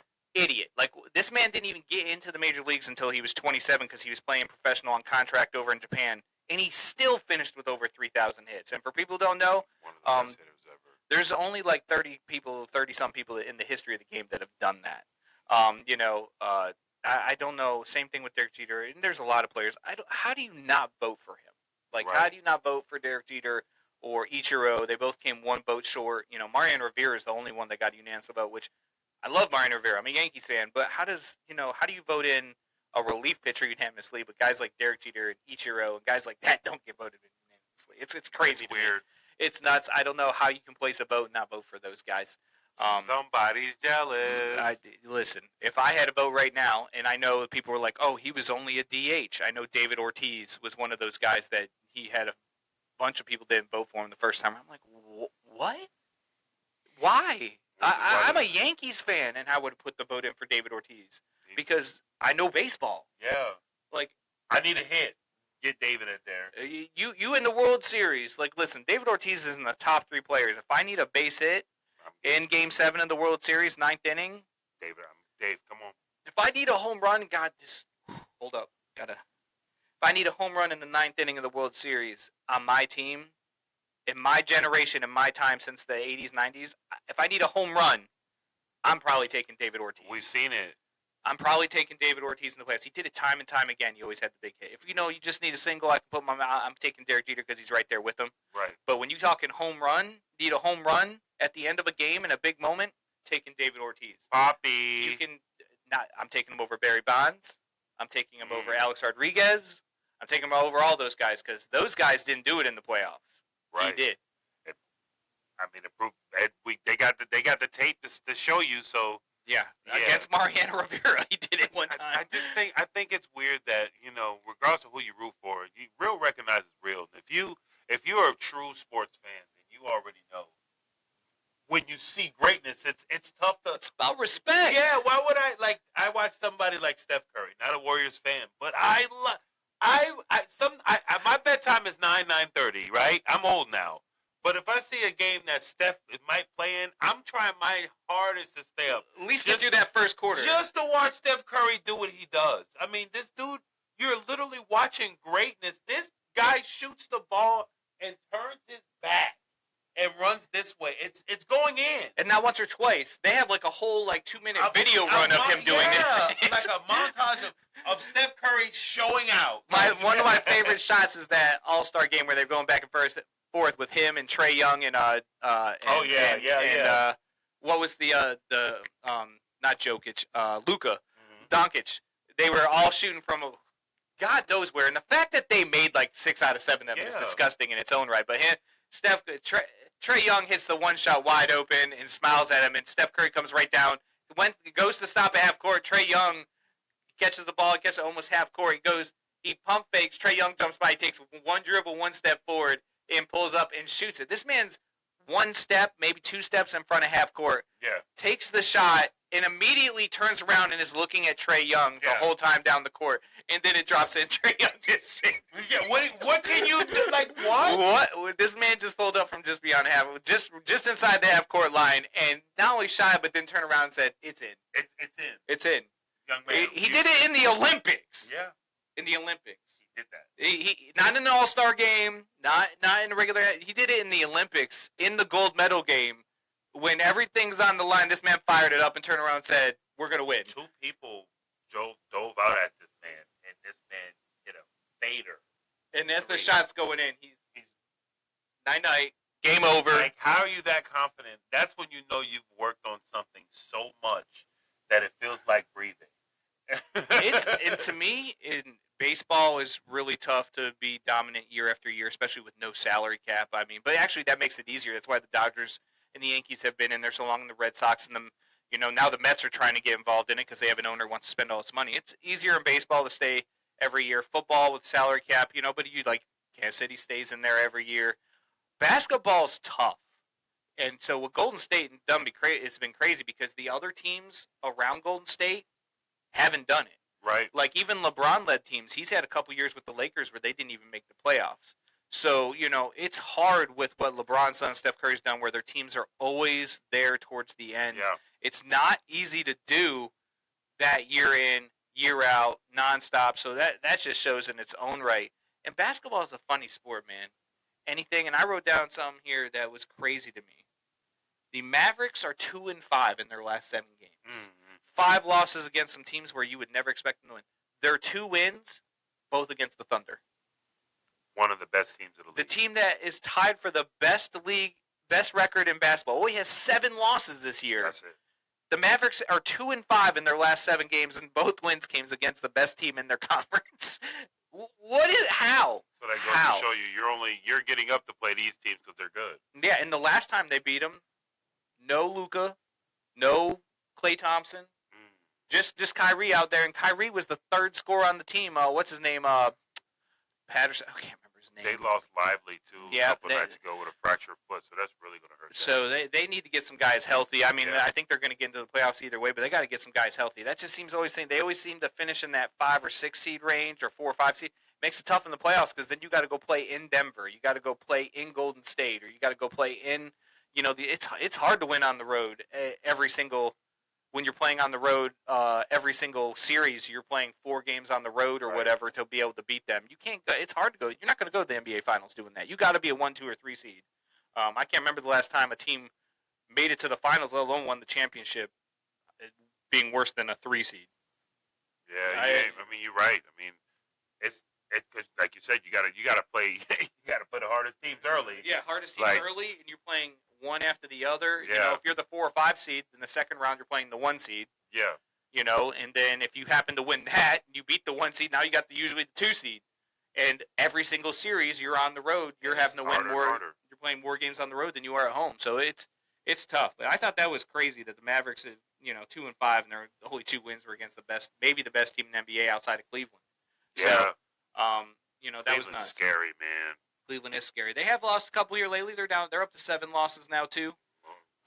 But still, that's crazy. Yeah. They're we are good. almost midway through the season. I still call Boston and Denver the teams to beat in their conference. Denver has moved all the way up to the 3rd team in their conference now. They're only 2 games out of being the 2nd seed in their conference. Boston's still I think Boston's just bored. We have to get it. We have to get healthy, and I think we're aiding. We're getting some of these guys back. Drew Holiday's hurt. White's kind of going through injuries. Porzingis is on minutes. We're trying to get the only person that like for real. I'm be honest. Pritchard has been on 100. Beast. He's been on 110 miles an hour this whole season. He's got a point to prove. Yeah, and I mean, Boston, please. We better if we're not gonna. And he's the backup. Yeah, so we have to keep this young man happy because other teams are definitely they're looking at Pritchard. Pritchard is one of those guys that can be a number 1 guard and lead a team. Can really facilitate an offense. We see it. Pritchard is the truth.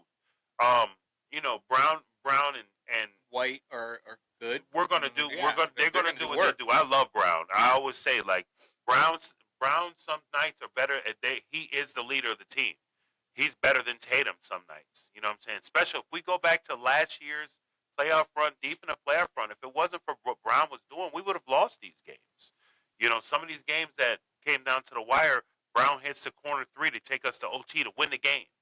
He doesn't hit that corner three, we lose that game. And yeah, I mean, Jaylen Brown is, on any other team pretty much, other than 2 or 3 teams, he'd probably be the best player on his team. But Tatum's kind of the guy everyone talks about on Yeah, that of team. course, we get it. Tatum's a beast. He was on the Olympic team even though they didn't really play him. Thank you, Steve Kerr, for that because he's been on a tear too. He's been on a tear, but at the end of the day, it's going to come down. It's going to be coming down to playoff time, which we are rolling up on very quickly. I know we haven't even hit the All-Star break, but they don't play the All-Star game until like 50, 60 games in. So after the All-Star break, they only have like 25, 30 games left. Yeah, February to me is considered the half mark of the NBA. So if you've been watching from October to now, you've seen about 48 to 50 games. Yeah, yeah, we're looking like 30, 32 games left. Yep. That's it. So and it's funny because a lot of people who don't watch as much basketball as I do say, "Well, Brandon, all you need to do is peep out the second half of the season." Do you know how much good basketball you've already missed? You don't even know what's going on. I mean, a lot of people do that because football's going on. I get it. Football's gone, but football's even during the peak part of the season. You only have, if you're watching the NFL, you only have Sunday, Monday, and Thursday. That's it. What are you doing Tuesday and Wednesday and Friday? Watching even if you watch college football, okay, so you take away Saturday, you still got Tuesday, Wednesday, and Friday. And nowadays, in today's technology, I got that split screen going all the time. Got the basketball game over here, football game over here. And it'll be that way when we get to April, May, and June. April, May, and June, when basketball starts getting into the playoffs, a playoff game going over here, and the New York Yankees game going over here. So that's how it's got to be. But you're a sports fanatic. You know what I'm saying? You're talking about two guys that's what we get up. I get up in the morning. I kiss my wife on the cheek or on the lips. If she's not passed out, I go downstairs and I turn on Sports Center every day. I turn on YouTube to look at highlight videos about sports. That's what I do. And then I come into the office and I usually will be working on my schedule, and I have a podcast with either New Heights with the Kelsey brothers or Pat McAfee. Mm-hmm. I have them going in the background. Pat McAfee's hilarious to me. I don't know. Maybe some people think he's too much. I don't. I think he's fucking hilarious. Well, people like him. That's why he has a show. He has a 3-hour podcast every day, 5 days a week, Monday through Friday on ESPN. People are watching it. And it wasn't that ESPN hired him. They asked if they could televise his YouTube show, the first hour and a half or something of it. They asked if they could televise it, his show. They pay him to put his YouTube show on their channel. Like, they didn't go and try to bring him in, like, hey, we're going to hire you to do the show. He was already doing it. He has, I don't know how many million followers, a couple million, 3 million, 4 million. I know, like, New Heights, they have 2.5 million followers, subscribers. TSB is trying to have that, so let's like get and on subscribe. Bang that button. Like and subscribe. Like and subscribe on there. Go ahead and hit it on there. We get 2.5 million. Maybe we can get T Swift on here too. Yeah. Oh, that would be a phenomenal episode. Yeah. Let's get. Hey, they'll hate us. All the people that don't like her while she's filling stadiums. Yeah. Has like 50 million. Instagram followers and almost a billionaire. No, she is a billionaire now. Okay. She passed it. She's at like 1.1 billion, 1.2 billion. But no one likes her. Everyone want to complain about her, but no one likes her. Somebody like her out here. And they'd be like, "Oh, it's only like the teeny boppers." Stop. Nah, I see grown women at these shows. I see grown women. I see grown men at these shows. I see these posts of people that I know that are in their 40s, like, "Oh, me and my homegirls we're Swifties. We went to the concert. We drove 2 hours to see Taylor Swift." So, Jason Kelsey's wife, Kylie, got a video, and my wife loves Kylie. She thinks she's hilarious because she puts up with Jason Kelsey. Jason Kelsey seems like a bit much. Yeah. He's been nuts. He was the one there during last year's playoffs, had his shirt off cheering for his brother up in the damn booth up there. I saw. But Jason Kelsey's wife, Kylie, took a video of Taylor had gotten them all tickets to her show. And here's all the Philadelphia Eagles, like, players and former players. these big offensive linemen and everything else, and she's videoing them, and they're all every word to every song, singing They know and going that they know every word. Yeah. So all you big tough guys, why they keep showing her? You know her songs. Just sing them, dude. It's okay. It's okay. Enjoy life. Yeah. Life's too short. Have fun. Man. That's why I watch sports. Is what I love. Movies is what I love. Doing those things when it's cold outside. I don't do cold. I'll be outside during the summer and the spring and the fall. I'll be out there during that time. These 3 months I spend a lot of time in watching sports and stuff like that. So, but that's how that goes. One of the other things we had reach out about talking about was me and you have done fantasy basketball before. I know we've never done fantasy football before. Do you do much fantasy football? Every time I do, by week 4 or 5, my team is out of here. Everybody's hurt. I just have the worst luck. I'm usually always last in any fantasy football that I've played. So I try to do fantasy basketball. Requires a lot of attention every because day. You're changing out people every day. Fantasy football, I do a lot more. Have a couple leagues that I'm in that I've done for years. One league I've been in for like 17 years. My guy shot out on my Facebook, said you should talk about how you suck at fantasy football. In that league, I do struggle. I'm not gonna lie. Like these guys are serious. Like they should spend more time trying to get into this.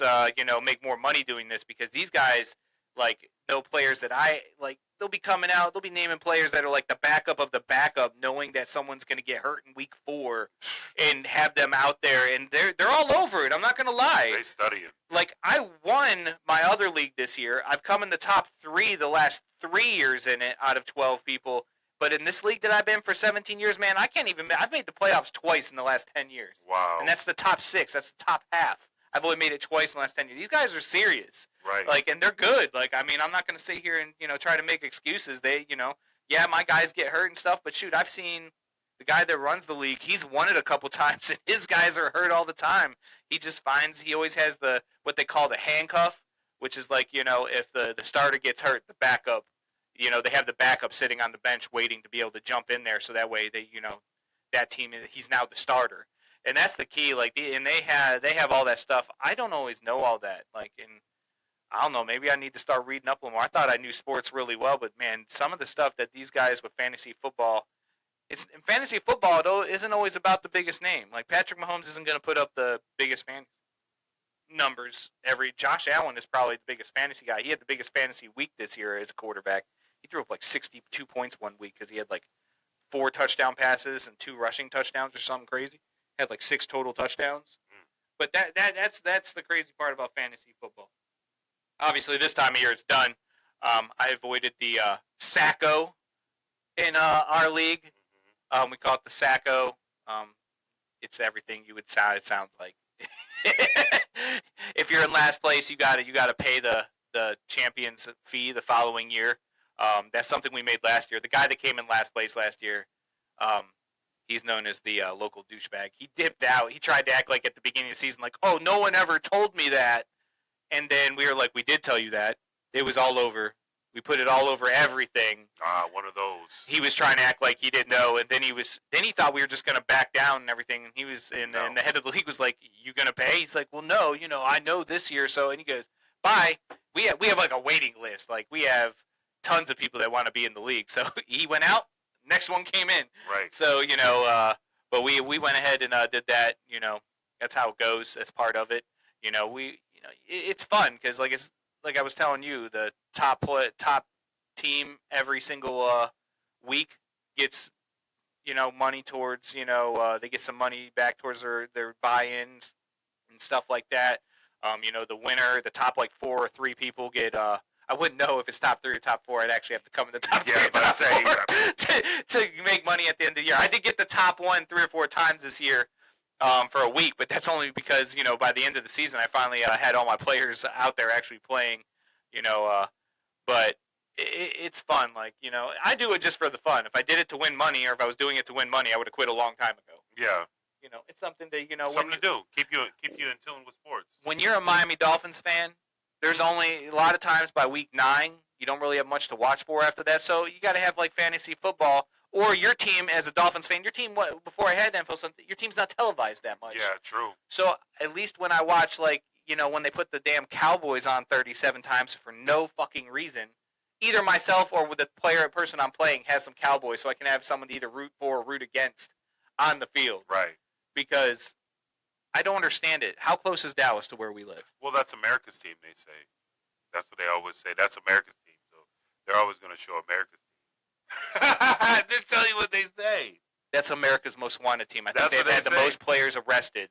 No offense, Michael Irvin, you were great, but dude, America, for sure. I mean, he didn't serve any jail time, but he's rich. So. He's got money. He got money. So, but dude, they had it felt like every week. It's kind of like I'm gonna be mean here. It's kind of like the Georgia Bulldogs now. It seems like every day they have someone getting pulled over doing like 150 and a 65. Like, I don't understand it. Man. And they had a player that and it wasn't even him driving.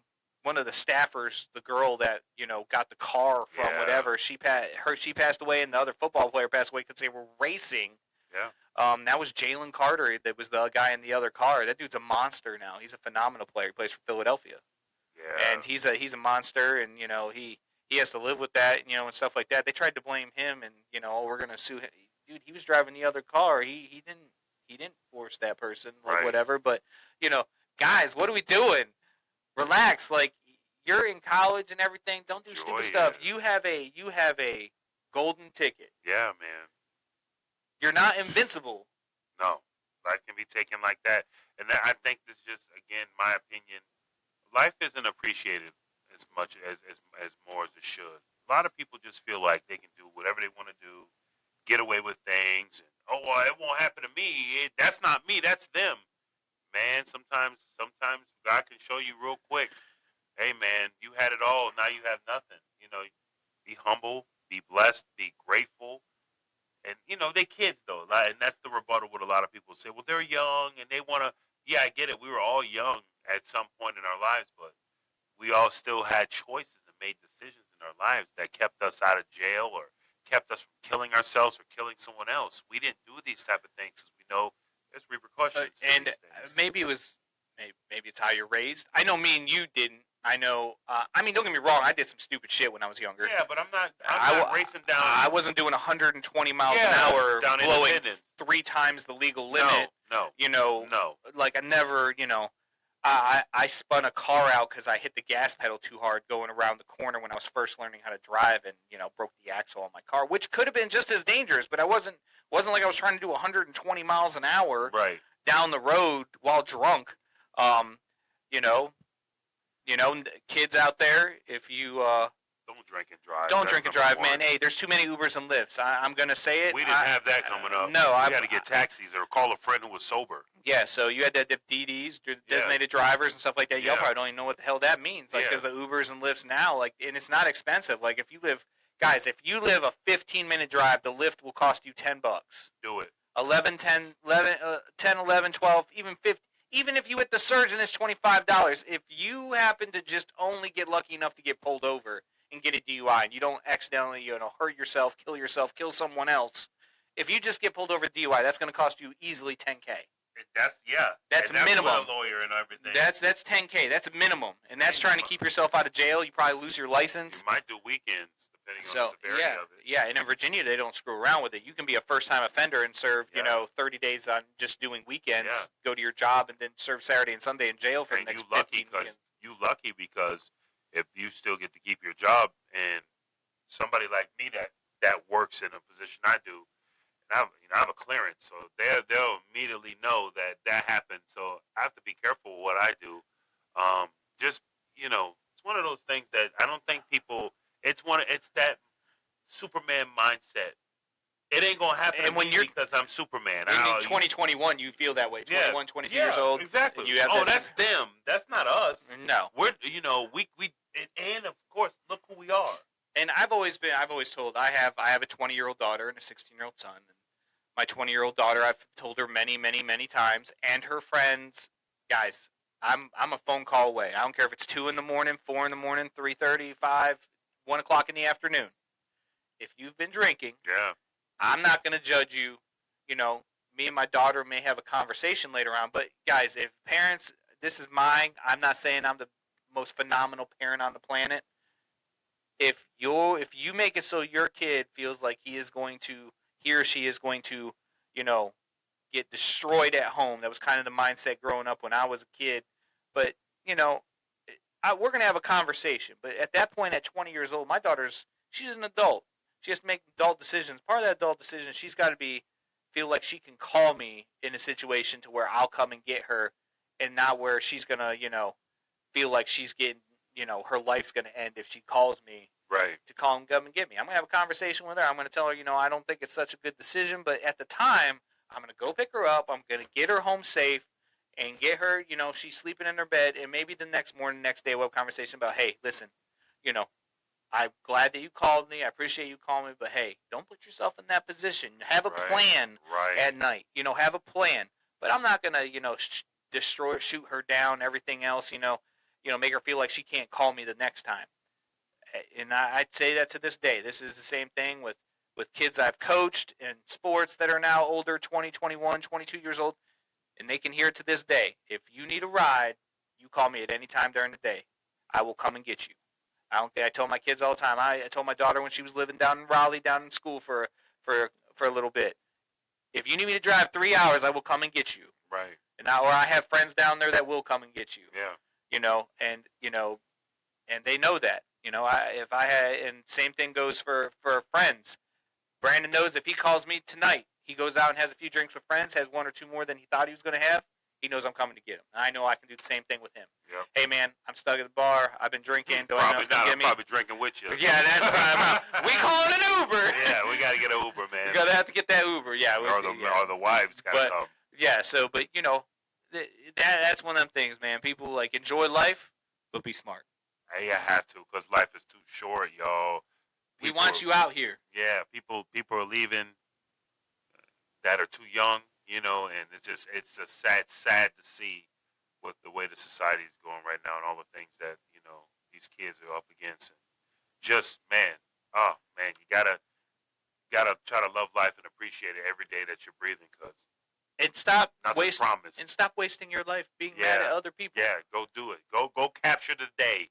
Why are you angry at someone? Why are you angry at Taylor Swift? Nah, man. Really, if you going on Facebook, you make I know for me, I didn't post. I probably post now more than I have in years. If you're taking the time to find the post of an article of Taylor Swift at the football game, and then putting that onto your Facebook or your Instagram, and then you're posting it and putting a comment like, "Why do they keep showing her?"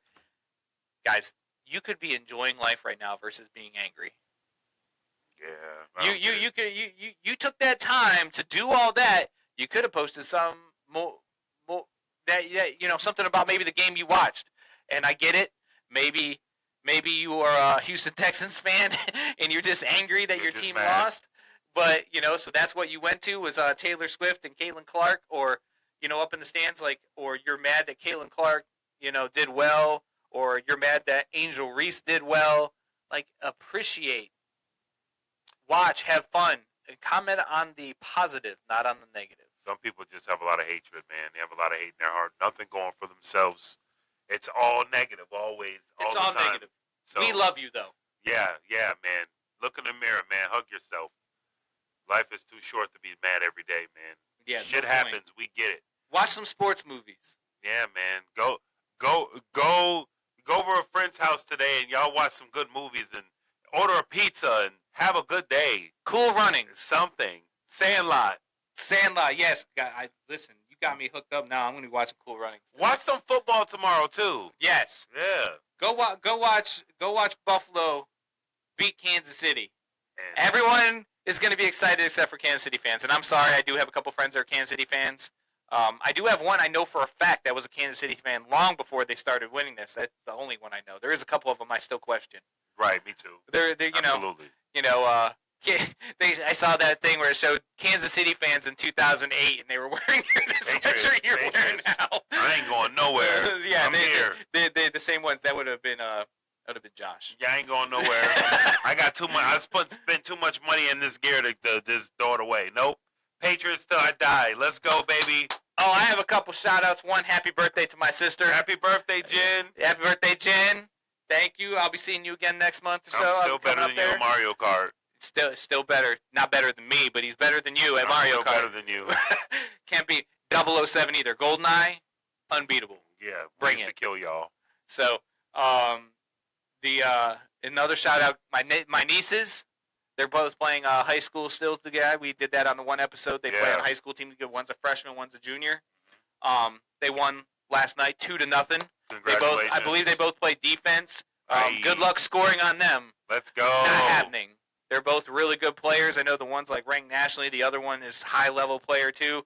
Dude, 2-0, 0. You can't score on them. Good luck. Defense wins games. They never. And how competitive soccer is down in Texas, you can imagine. Down there, it's a massive thing. Probably only behind football. Obviously, it's behind football. Football's everything in Texas. But down there in soccer, their school is never in the top 25. My brother sent me some the other day. It's his daughters. They're ranked. I think they moved up into the top 10 now. Wow. In the state of Texas. So, good job. luck to y'all. Keep killing it. Keep doing that Atkinson thing. Yep. Man, that's awesome. You know, it makes me smile just thinking about it. They had a little picture. They showed him Tuesday. Had one of the things was shutout, and then it showed like the 4 or 5, like I guess probably the defenders and the goalie or whatever, and the two sisters is back to back. That's got to be so cool. Oh, like, yeah. maybe they don't appreciate it because they're sisters and they live with each other and they might fight sometime here and there. I don't know. I don't live in their day-to-day life. I know that I know they love each other, but at the same time, like guys appreciate it. Chloe, Logan, appreciate that because you're not going to realize how much you miss it. I know I missed playing baseball with my brother. I took it for granted at the time, right? Because we were that same age gap. We were 2 years apart in school and stuff like that. I took it for granted. Didn't realize how much I was going to miss it. Chloe, Logan, appreciate it because you're going to blink and it's going to be done. Yeah. And I'm sure they're both going to be doing sports and be great at whatever they do for a long time. I know, one wants to be a veterinarian, the other one wants to be a soccer player. And there you go.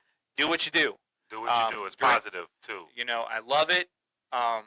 Keep doing that. Wanted to give a shout out to them, and obviously, sister, her birthday.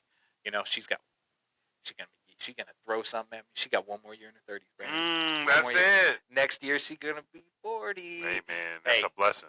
I'm older than you, so I can do that to you, sis. My bad. But we, Brandon, good luck with everything this week. Shout out to my little girl coming this week. Can't wait. You better let me know. I'm gonna be up there. Yeah, I mean, when we get induced Tuesday night.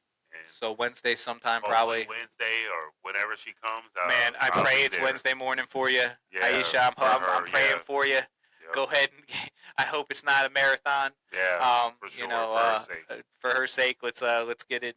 Get it done, get it over with. Absolutely. So get our little lady here. Get her into this world, get her going, enjoying life. Yeah.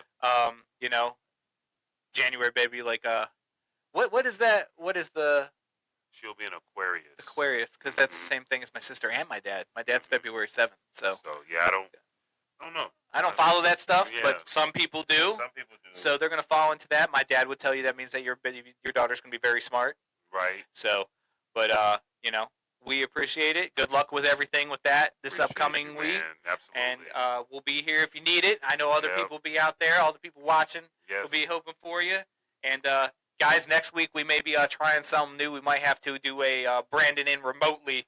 Because he's gonna be a little busy next week. I'm gonna be baby watching. I'm a daddy, y'all. So we might have to bring it in remotely. We're gonna be trying it out. Right. I know there's capabilities to do it. So you might be getting Brandon out remotely with the baby in the background. That's okay. Baby episode next week, hopefully. Please watch, like, subscribe.